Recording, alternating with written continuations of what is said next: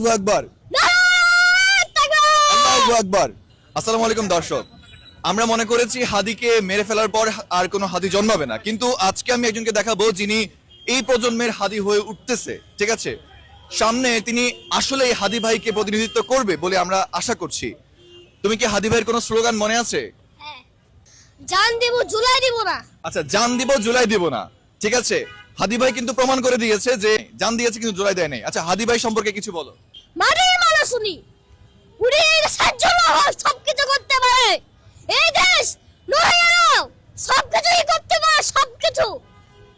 আমি রহমান নিশান যতদিন বেঁচে আছি সারা বাংলাদেশ বলতে পারবে হাদি ভাই বেঁচে আছে।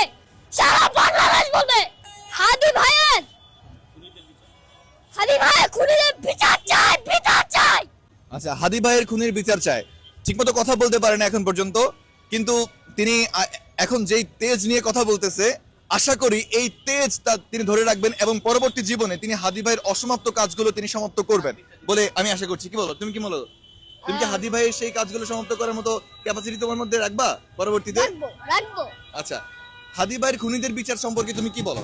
হাদি ভাইয়ের খুনিদের এখন ধরে পাওয়া যায় না, ওরা বাংলাদেশে আছে। ওরা বাংলাদেশে থাকলে কি কোনটা বিভাগ জেল খুঁজুক, কিন্তু তাকে এখনো পাওয়া যাবে না। জানি না কবে পাওয়া যাবে। আচ্ছা, তুমি কি মনে করো যে হাদি ভাই বাংলাদেশের জন্য কিছু করে গেছে কিনা?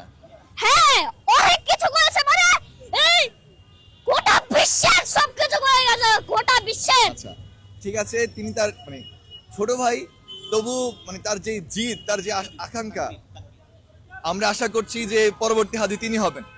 একটা স্লোগান দাও। নারায়ে তাকবীর! আল্লাহু আকবার, নারায়ে তাকবীর! আল্লাহু আকবার, নারায়ে তাকবীর! আল্লাহু আকবার। নারায়ে তাকবীর! আল্লাহ তোমাকে